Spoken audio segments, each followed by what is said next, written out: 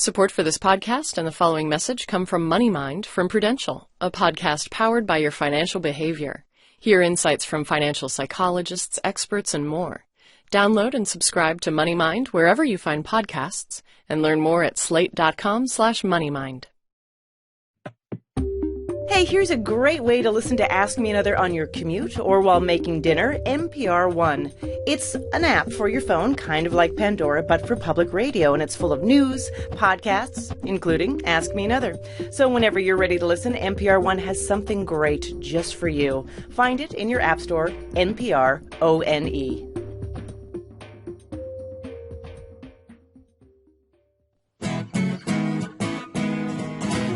From NPR and WNYC, coming to you from the War Memorial Auditorium in Nashville, Tennessee, it's NPR's hour of puzzles, word games, and trivia. Ask Me Another. I'm Jonathan Colton, and now here's your host, Ophira Eisenberg.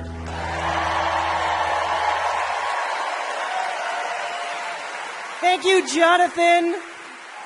It is so great to be here in Nashville, and we have a wonderful show for you. 4 brilliant contestants are backstage working on their demo tapes, waiting to play our nerdy games.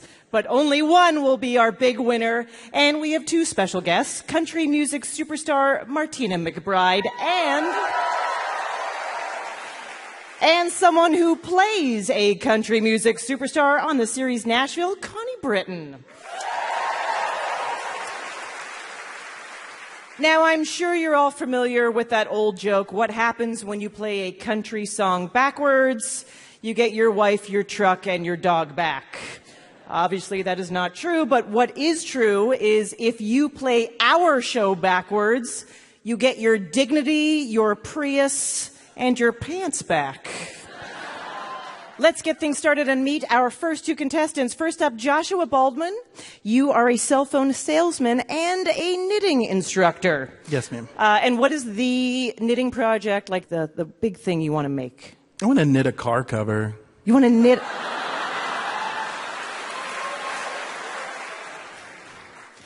a smart car, or are you going... RV. An RV? Yeah. All right, Joshua. They get cold. They do get cold. Your opponent is Alan Sloan. You told us you were in a small attorney firm that's less Nelson and Murdoch and more Saul Goodman. Well, I don't know if I'd say that the practice is that way, okay. But we're on the second floor of a coffee shop here in Nashville, so, there's a little more Saul Goodman-ish feel to the office some days.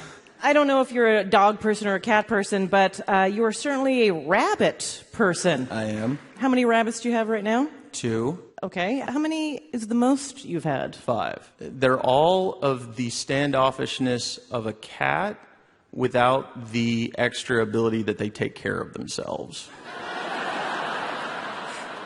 So what's so fun about owning them? I don't know. They're adorable. I mean, they really are. I mean, every pet is just basically a poop machine that you're putting money into. You might as well have one you enjoy looking at, you know.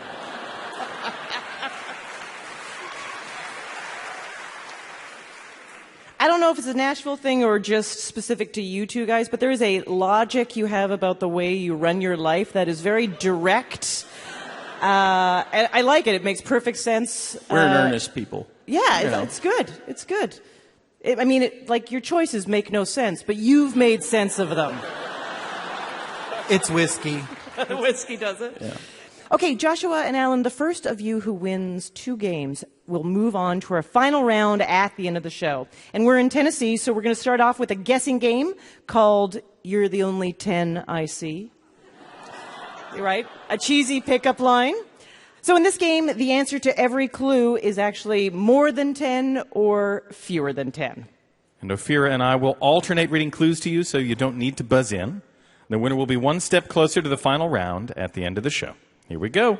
Okay, Joshua, more than 10 or fewer than 10. How many individual candies are there in a standard pack of Starburst? More than 10. That is correct. More than 10. Yes, there are 12. I didn't know they came in packs. I thought people just threw them at you individually at Halloween. I didn't know you could get them all together. Only if you don't like the kids. Well, that explains a lot about my childhood. Thanks, Joshua. Alan, how many bones are there in a standard human ear? Standard human ear. Not one of your fancier European ears. Not one of your artisanal ears. I'm going to go with less than 10. It's fewer than 10 bones. That's right. Only 3. That's correct.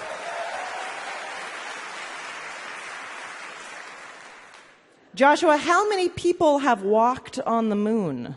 Is it more than 10 or fewer than 10? Fewer than 10. I'm sorry. It is more than 10. Actually, it's a trick question. The answer is 0 because it was faked. But we're going with the answer of 12, all American, all dudes. All dudes. Audience not sure how to feel about that. Yep. Alan, how many seasons have there been of NCIS? I'm really sad to know this, but more than 10. That is correct. More than 10. 14, in fact. These are your last clues. Joshua, how many children did Marlon Brando have? More than 10? More than 10 is correct.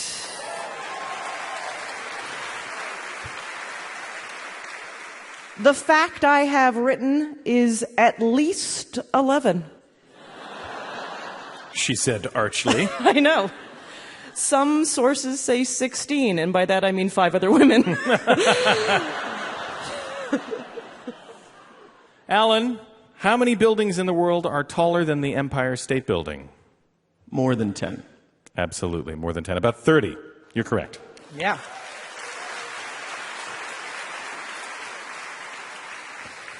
Let's go to our puzzler, Art Chung. Hi, Art. Hey, Ophira. How did our contestants do? They both did great, but Alan, congratulations. You're one step closer to moving on to the final round.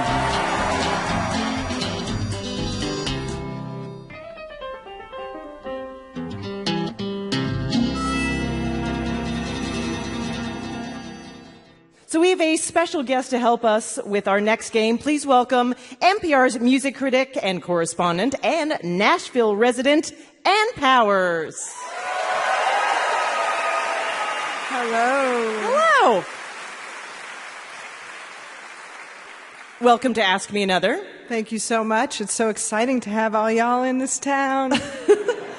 You've lived and covered music, New York, Seattle, L.A. Tuscaloosa, Alabama. Roll Tide.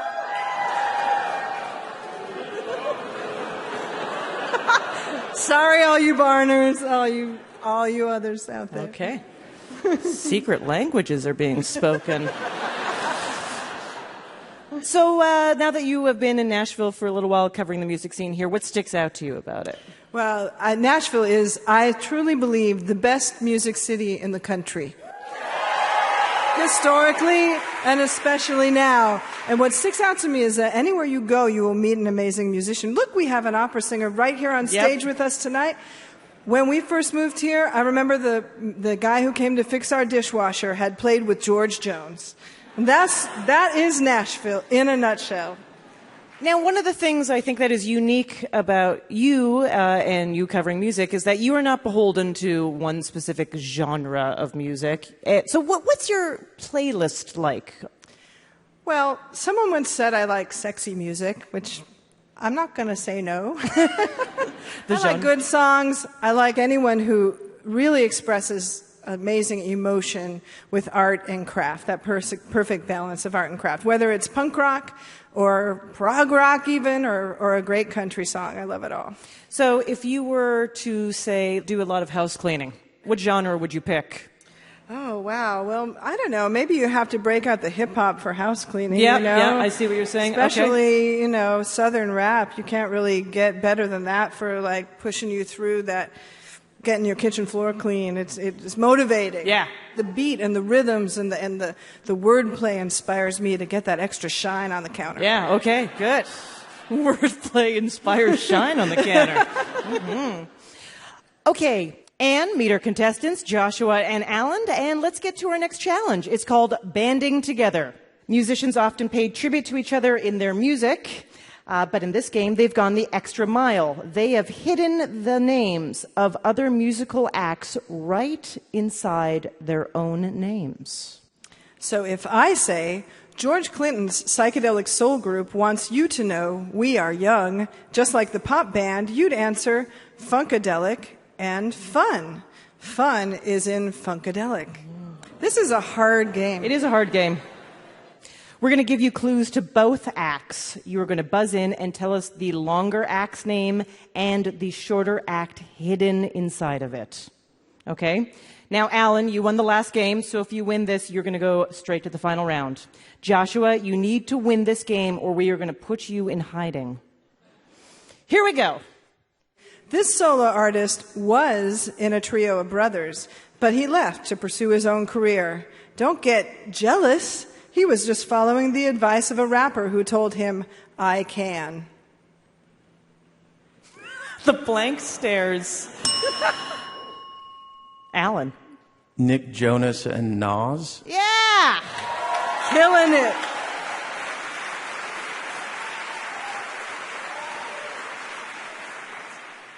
No one knows if this 21st century hard rock band, fronted by Josh Homme, likes the 1970s band fronted by Freddie Mercury. Alan. Queens of the Stone Age and Queen. Yeah.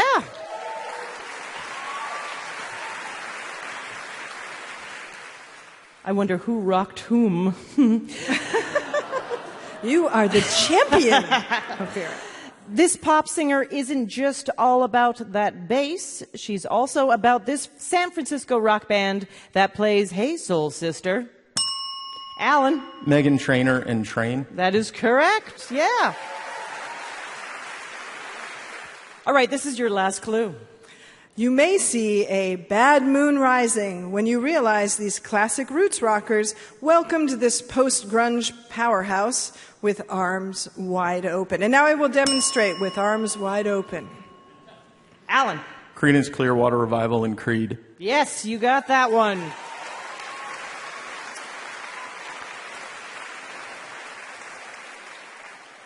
Puzzle Guru Archung, how did our contestants do? It was a tough game for Josh. Congratulations to Alan. You've won both games, and you're moving on to the final round.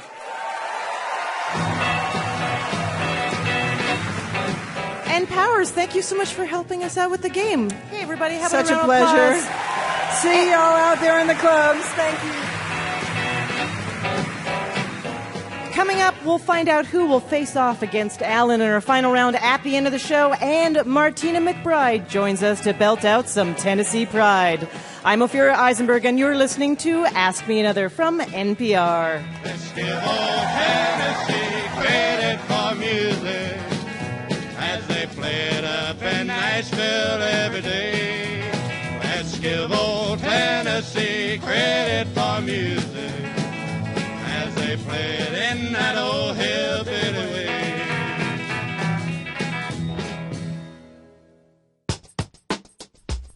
Let's take a moment to thank and share a message from our sponsor, LearnVest. LearnVest is an online financial advice company focused on empowering people nationwide to make smart decisions with their money. If you want to know how aggressively to pay down your student loans, LearnVest can help with that.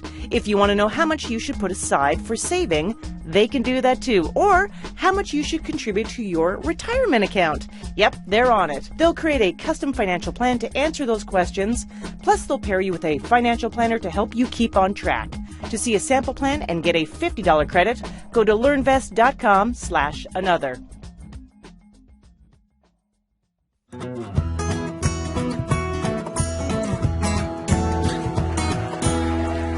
This is Ask Me Another, NPR's hour of puzzles, word games, and trivia. I'm Jonathan Colton, here with puzzle guru Art Chung.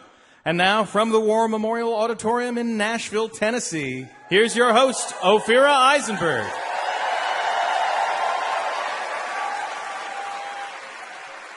Thank you, Jonathan. Before the break, our contestant Alan won his way into the final round at the end of the show, so we'll find out who he will be facing off against a little later. But first, it's time to welcome our special guest. She's a singer, songwriter, four-time winner of Country Music Awards, Female Vocalist of the Year, and her latest album is called Reckless. Please welcome Martina McBride. Thank you.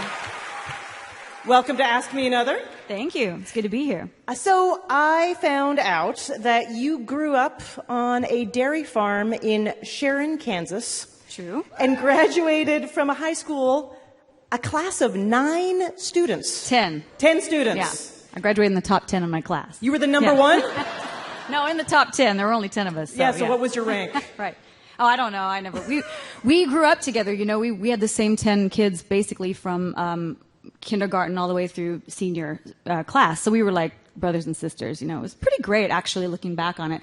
I thought that's how it was everywhere. I didn't know any difference. So. Do you still keep in touch with those people? Yeah, some of them, yeah. Through the advent of Facebook and what have you? Exactly. Yeah. Do they ask you for free tickets to your shows? Sometimes. Yes, of course they do. It's okay. I knew you back in the day. There was 10 of us. Yeah. So you had a lot of odd jobs in the beginning when you were making your way in the music scene, including selling T-shirts at Garth Brooks concerts. I did, yes. And then you finally caught his attention. How did you do that? Well, you know, I was out touring while I was trying to get a record deal. I was selling T-shirts for Garth, and my husband was Garth's production manager, and really that's why I was out there. We were newlyweds. We'd just moved to Nashville, and I didn't know anybody, and I was singing and waiting tables, and you know, I was lonely. I missed my husband because they were gone for weeks at a time. And so I said, is there a job I can do out there? Is there some kind of gig you can get me so I can travel with you? And so the T-shirt job opened up, and that's what I did. And then Garth had heard from my husband, who was a very proud husband, that I was a singer trying to get a record deal. And so I got my record deal, and he actually asked me to sing a little bit of something a cappella that I was working on in the studio, and then he offered me his tour for the next year. So I was his opening act. So I went from T-shirt seller to opening act in a few months' time. Yeah. Wow. Kind of crazy story. Now, all the songs in your new album, Reckless, are written by women. Pretty much, yeah. Was that by design? Did you go out looking for female songwriters in particular? You know, it really wasn't by design. It's just, it makes sense that I would be drawn to a woman's point of view, So it was about halfway through the record I started looking at all the songs and the writers and sort of made that realization that, every song has a woman writer on it. And I don't know what the ratio is. Is there a lot of female country music writers out there, or is the ratio of men to women? I don't know what the ratio is either, to be honest. Yeah. But I think, there are a lot of great female writers, especially here in this town. Yeah. Yeah. Now, you have 14 gold records, 9 platinum honors, 3 double platinum records, 2 triple platinum awards. Is that right? I don't know. Sounds good. Let's go with that. So a couple quick questions. Can you play a gold record? I don't know. I've never tried. You've never tried? We should try it. Okay, where do you keep all of your awards and gold records? I have a room in the house that's kind of like, I don't know, it has some built-in shelves, and I put them in there, and, I don't know, it's weird, because you don't know, you're proud of them, you don't want to, stick them in a closet. Right. But at the same time, you don't want them to be, the main focus of a room. So they're very, I think, tastefully displayed. Now, you've said that you like to challenge your listeners, and I see that you do that in a couple of ways. And one that I find very interesting is the subject matter of your songs. In Independence Day, you address domestic violence. In Concrete Angel, you're addressing child abuse, or alcoholism and cheap whiskey, cancer and I'm Gonna Love You Through It. Why pick particularly dark themes? I was going to say, as you were saying all that back, I was like, that sounds like a really sad catalog of songs. I don't know. It just comes down to instinct, It just, when I hear a song that moves me, and is as powerful as those songs you mentioned, I just can't walk away from it. And I also feel, instinctively that those kind of songs, there's somebody out there that needs to hear that song, that is going to either lift them up or inspire them or make them feel not so alone, So I imagine, are you somewhat inspired to keep doing that just based on the fact that you get all this great feedback from specific individuals? When you get feedback about one of your songs, it's just a testament to the power of music and how powerful music really is, And I feel like I am so blessed to be the vehicle or whatever it is that song gets to come through and kind of do what it's supposed to do in the world. Yeah.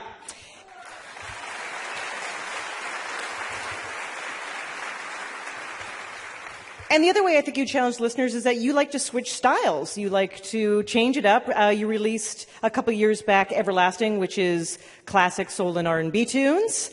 You've said that you're a huge Linda Ronstadt fan. Mm-hmm. Would you ever consider doing like an all-rock cover album? Yeah, absolutely. Yeah? I love singing all kinds of music. You know, I grew up singing mostly country music because that's what my dad, he had a band as a hobby and played country music. But there were other kinds of music in our house too, you know, and as I got older and sort of started listening more to my older brother's music and my older sister's music and discovering pop radio, and I'm a kid of the 80s, so, you know, I could do an 80s rock cover album. That would be a lot of fun. All right, Martina McBride, would you like to help us out with an Ask Me Another challenge? Yes. All right, Martina McBride, everybody. All right, let's meet our next two contestants. First up, Charlotte Underwood. You are a middle school science teacher. So what are some tricks you use to make middle school children interested in science? I like to dress up as scientists. When am I applying this?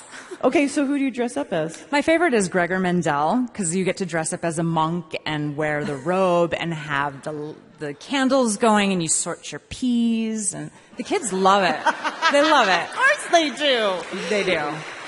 It's a big hit. I might just find myself enrolling back in middle school. I might learn something. It's a good time. So you just walk in the costume and they're like, no, I actually set it up, you know, before they get into the class, and then I have a fellow teacher who kind of keeps the kids, you know, off for like a few minutes. And then I text her and say, like, send them in because it has to be dark because there was no electricity then. Well, that's great. So there's candles, I have monks chanting, and I'm sorting peas. It's very peaceful. Yeah. Lovely. I feel okay for those kids. I feel like those kids they might become future scientists. Actually, they have. Way. Yeah. It worked. Yeah.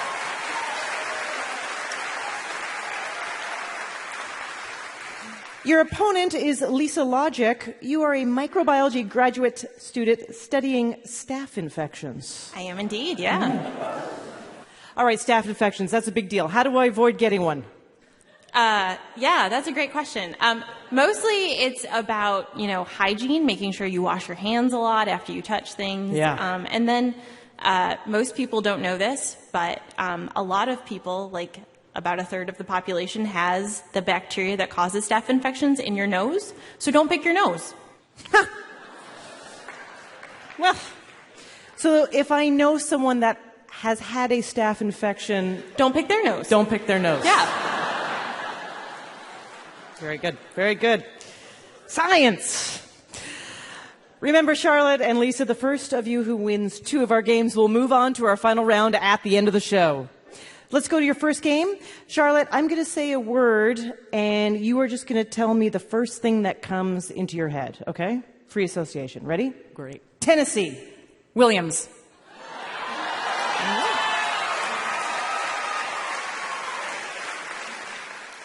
All right, Lisa, I'm going to say a different word, okay, and you're going to tell me the first thing that comes into your head. Mm-hmm. Tennessee.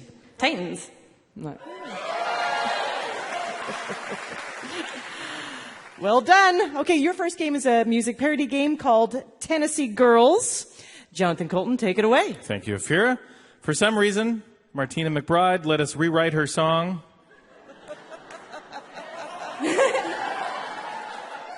Her song, Happy Girl, to be about famous women who were born in Tennessee.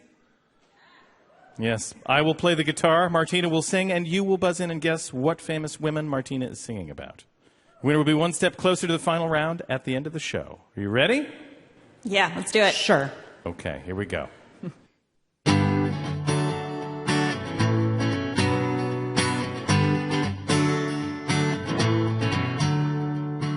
She used to sing in a gospel show, then she switched to pop, and her fame did grow. She's the queen, better come correct. When it comes to soul, she deserves respect. Charlotte. Aretha Franklin. Yeah, you got it.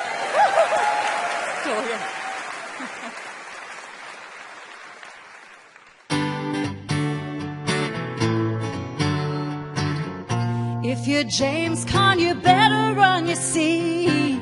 She had a sledgehammer and misery. Lisa? Kathy Bates. Kathy Bates is correct. Little known fact, the novel, if you've read it, was even more gruesome, and the actors changed it to just being smashing Paul with a sledgehammer. They toned it down. You know. They toned it down? Yeah. I don't think I knew that. Yeah, just to make it more believable.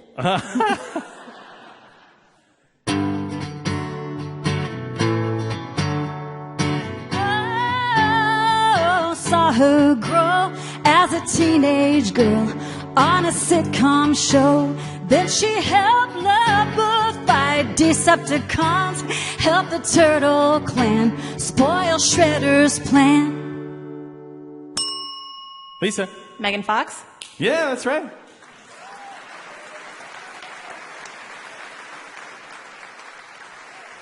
First of all, I have to say that is the most academic clue ever written about Megan Fox.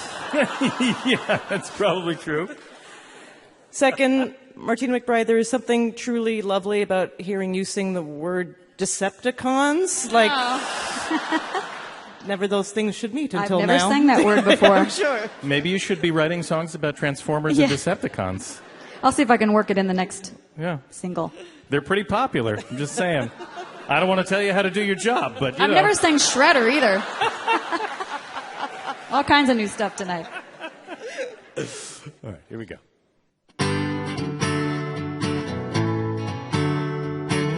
In college basketball, she had few peers.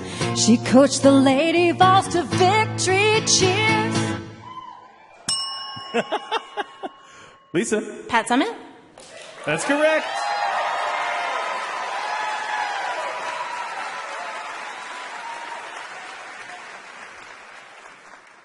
You get a little cheer just for saying Lady Vols.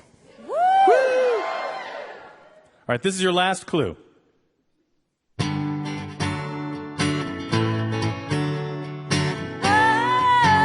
Oh, did you know that this country girl came from Little Doe? She worked 9 to 5, got her own theme park. She's a writer too. She'll always love you. Charlotte? Dolly Parton. Oh, yeah, Dolly Parton.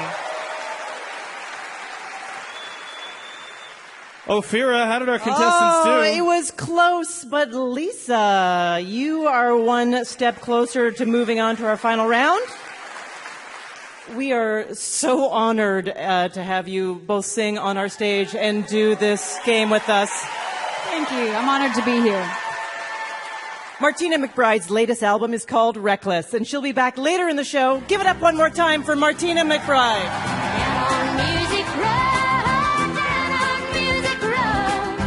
If you want to be a star, that's where you got to go.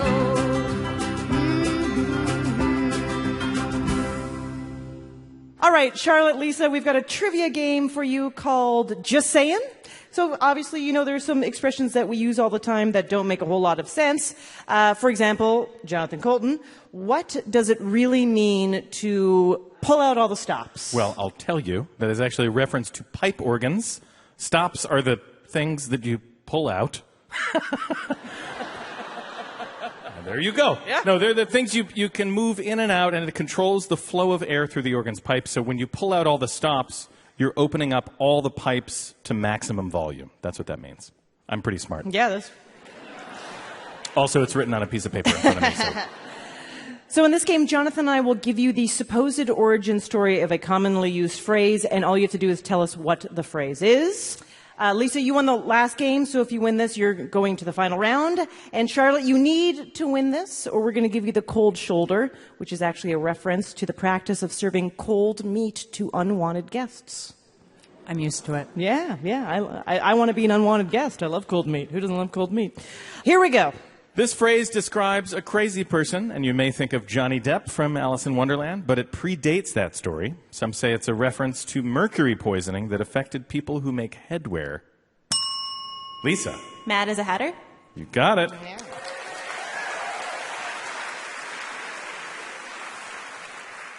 That's been updated to Matt as someone who eats a lot of canned tuna fish.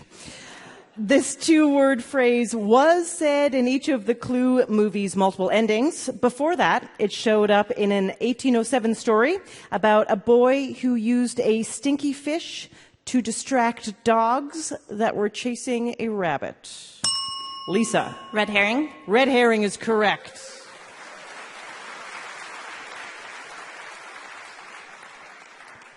When you abruptly quit a bad habit, like smoking or stalking your ex on Facebook, you might say you're doing it this way, and it may refer to the clammy look of your skin, which is like chilled poultry skin.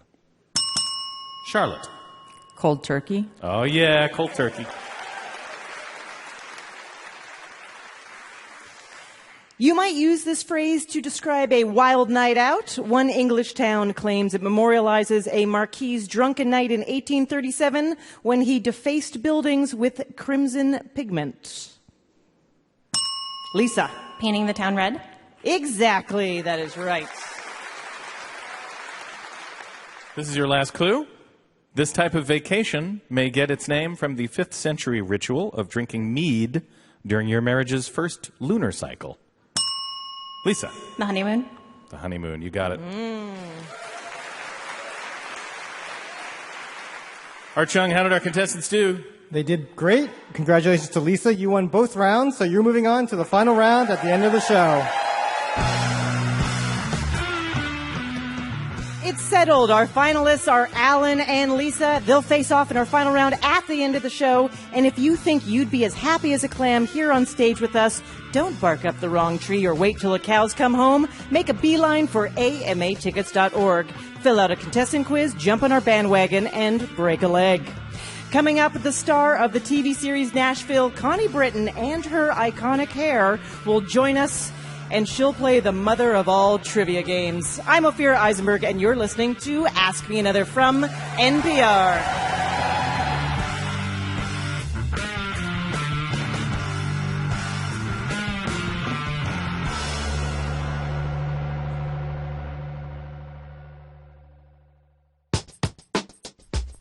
Before we get back to the show, here in the U.S., Sunday, October 9th, is the second presidential debate. And the next morning, the NPR Politics podcast is inviting you to skip the cable news hangover and get caught up with them. They'll have new podcast episodes the morning after every debate, so you will know what happened and what it means by the time you get to work or class. Whatever your morning routine, make the NPR Politics podcast a part of it the morning of October 10th after the next presidential debate. Subscribe or listen on the NPR One app.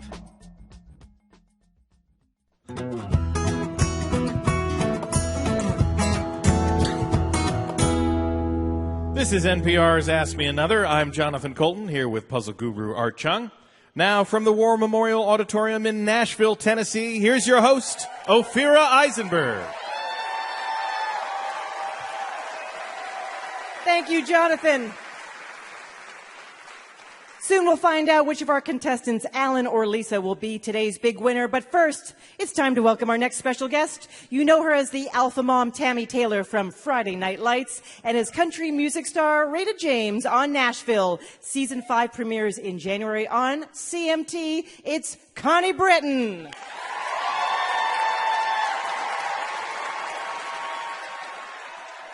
Isn't it cool? NPR in Nashville. Yeah, we think it's really cool. I think it's awesome.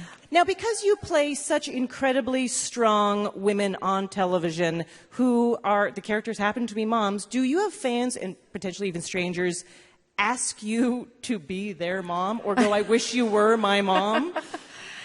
Yeah. Those are some uncomfortable moments. Really? Yeah. Yeah. I think really for everybody involved. Because I think the person asking doesn't feel great about it either. Right. You know, but I don't feel great about it. Yeah. And then I try to mother them in that moment, and then everybody says, you know what, let's just go to therapy and then be done with it. So, obviously, you got to play one of my favorite roles of all time, Tammy Taylor on Friday Night Lights. super strong woman who kind of is effortlessly wise and swoops in and can address and solve all of these different men's problems. Only on TV, right? Only on TV. I know that you held that role very close and dear to your heart. Has it kind of ruined future acting jobs for you because you have such a high thing to compare against? Well, no, because I have been very fortunate with the future acting jobs that I've been able to do. But I do feel like it created a really wonderful baseline and standard, and I've been really, really lucky since. Well, and then we go to you on Nashville, and when Nashville first started, your character was talked about in some interviews as a aging country music star. Yeah. And you weren't into that. Yeah, that kind of pissed me off. But you actually changed your character's path. Yeah. How did you do that? Well, first of all, I never saw her as an aging star. And, I sort of talked to anybody who would listen, and I said, guys, this isn't the story that we're telling. And Callie Corey, who created the show, I don't think that was really her intention either. And so, but it's interesting, I think sometimes TV tries to whittle things down to something that feels very basic and sort of approachable and understandable. And I don't think that gives the audience credit. My experience over 40 has been the best of my life and the best of my career. And all the women I know who are my age are just the coolest and the sexiest and the most wonderful, right? I mean, for real.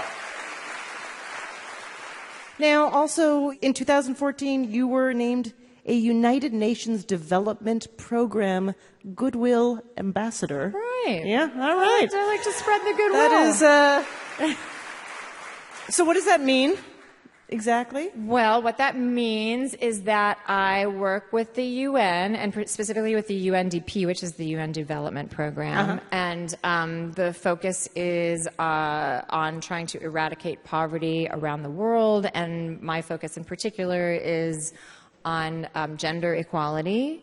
Women right now are such an underutilized resource in the world. And if we really allowed women to work and earn money for working and didn't keep girls out of school around the world, just think what the workforce would be and what the level of intellect and the level of quality of education and everything else would be. So yeah, we need to take over. Simple as that. Yeah, exactly. All right.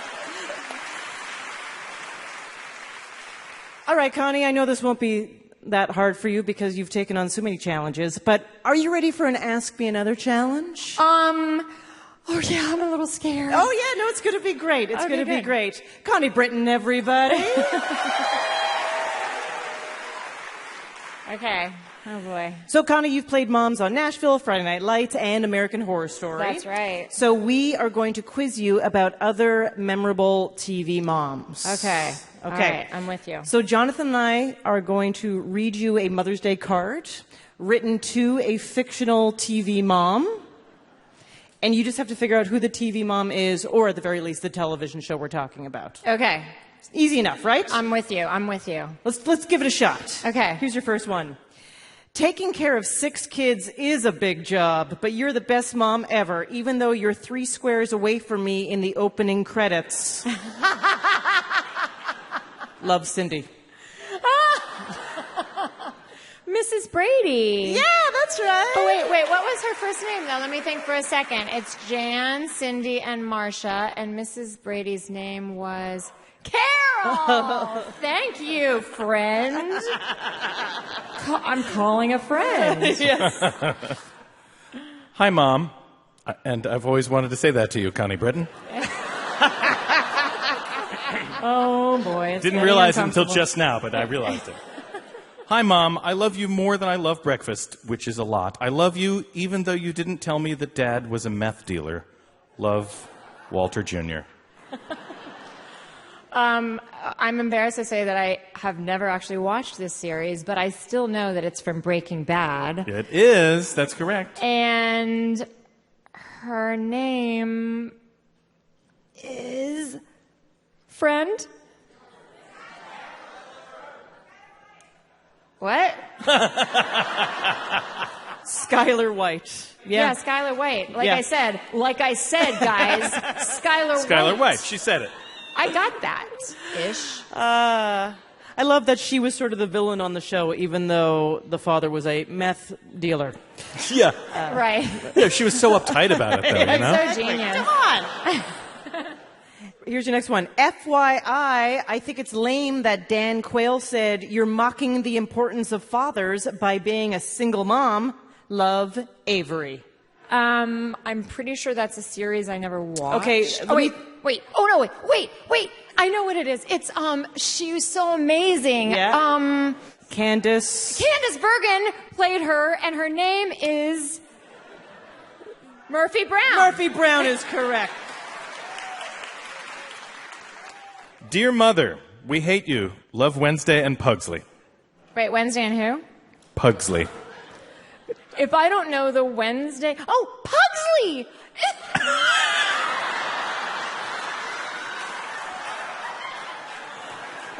It's Morticia. It is Morticia Adams, that's right.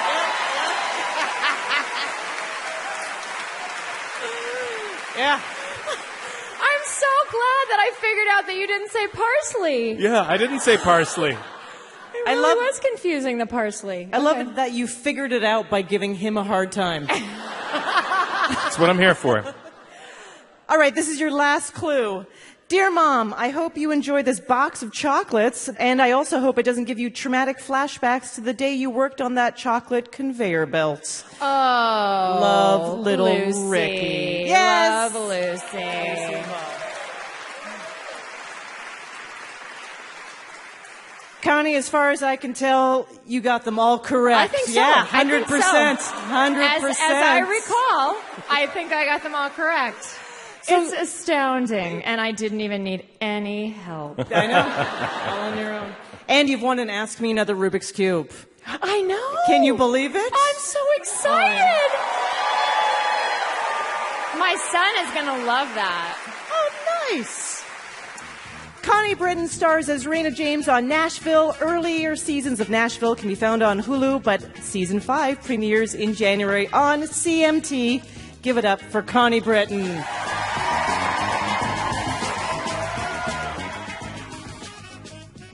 Please welcome back to the stage Martina McBride, accompanied by guitarist Greg Forsman. We're going to do a song for all the girls out there tonight.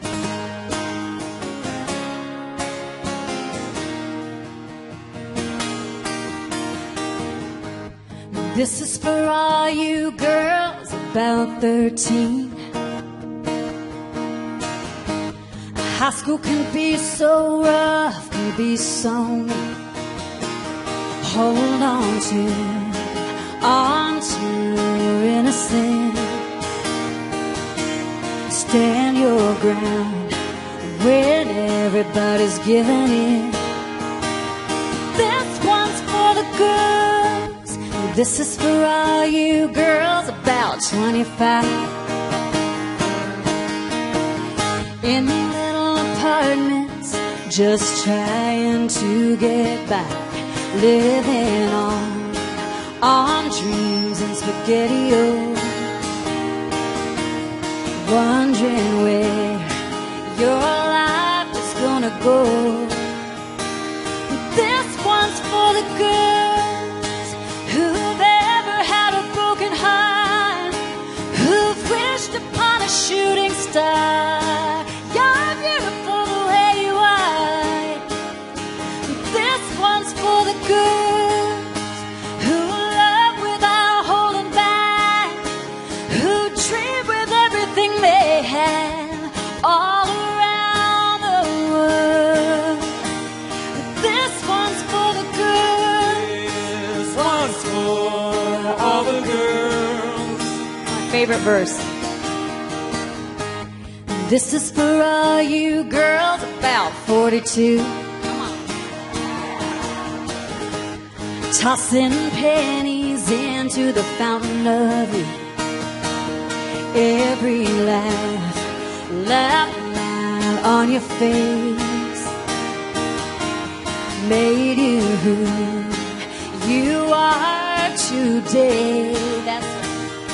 This one's for the girls who've ever had a broken heart, who've wished upon a shooting star. You're beautiful where you are. This one's for the girls who love without holding back, who dream with everything they have, all around the world. Yeah, this one's for the girls. This one's for all the girls. Yeah, this one's for the girls. This one's for all the girls.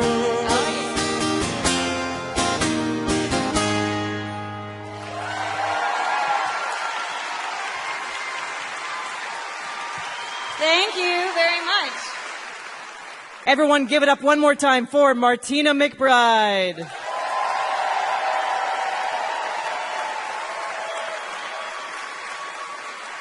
Now it's time to crown our big winner. Let's bring back our finalists. Alan, the mayor of a rabbit burrow. And Lisa, the scientist who says you shouldn't pick your nose.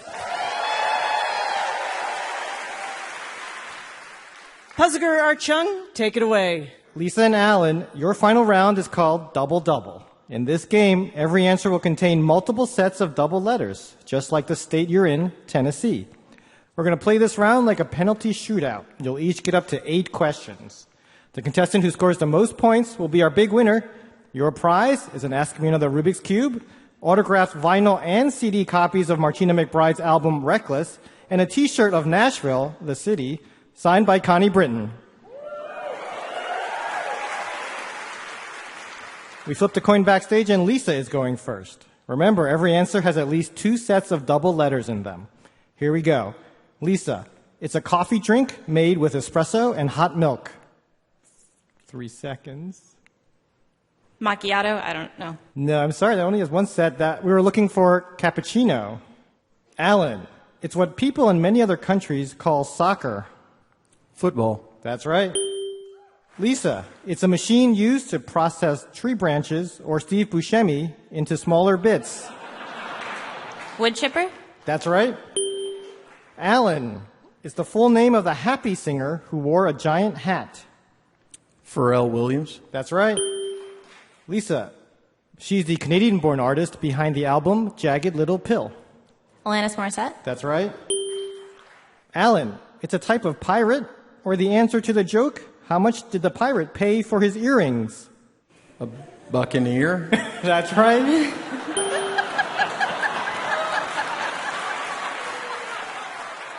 You don't have to applaud that, for God's sake. Lisa, it's a manufacturer of razors and razor blades. Gillette? That's right. Alan, this food company makes Frosted Flakes. Kellogg's. You got it. We are at the halfway point. Alan is in the lead, 4-3. Lisa, this long U.S. river starts in Minnesota and ends at the Gulf of Mexico. The Mississippi. You got it. Alan, it's the state capital of Florida. Tallahassee. That's right. Lisa, it's the singer who recorded the album Cheek to Cheek with Lady Gaga. Tony Bennett? Right. Alan, a 1997 hit song by The Verve, Blank Symphony. 3 seconds. Switchblade? No, I'm sorry. Lisa was nodding her head. Do you know the answer? No point. Bittersweet? Bittersweet was what we're looking for. Back to Lisa. A double reed woodwind instrument. Bassoon? That's right. Alan, a hard confection used as the base of Heath and score bars. Toffee. That's right. The score is tied. You each have 1 question left. Lisa, this state is nicknamed the Bay State. Massachusetts? You got it. Alan, you must answer these questions correctly to stay in the game and force a tiebreaker. Alan, this rock band is known for the album Rumors. Fleetwood Mac. That's right.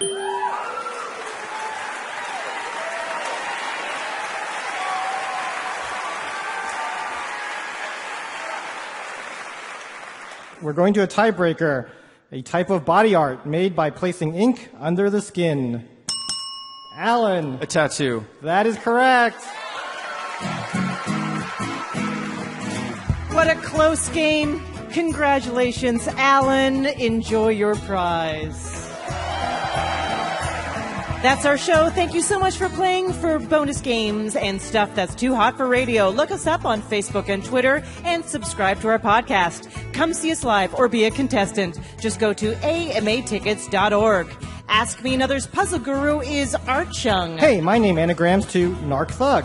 Our house musician is Jonathan Colton. Thou Jolta Cannon. Our puzzles were written by Eric Feinstein, Adam Markowitz, Romel Wood, and senior writers Greg Lightman and Karen Lurie. Ask Me Another is produced by Mike Katziff, Travis Larchuk, Julia Melfi, and Denny Shin, along with Anya Grunman. We're recorded by Rick Kwan and Valtone Recordings. Ask Me Another was created by Eric Newsom and Jesse Baker. We'd like to thank the War Memorial Auditorium in Nashville, Tennessee.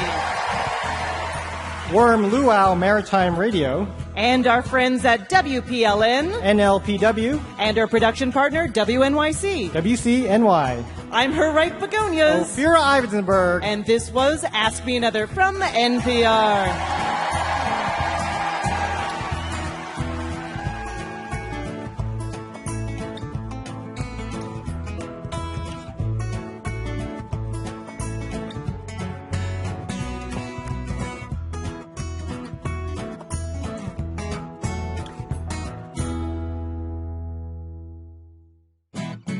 Next time on Ask Me Another, 4 contestants battle it out for our coveted Rubik's Cube prize. And we're joined by Javier Munoz, who's taken over the titular role in the Broadway musical Hamilton. Then David Harbour from the Netflix series Stranger Things plays Dungeons & Dragons AMA style. So join me, Ophira Eisenberg, for NPR's Hour of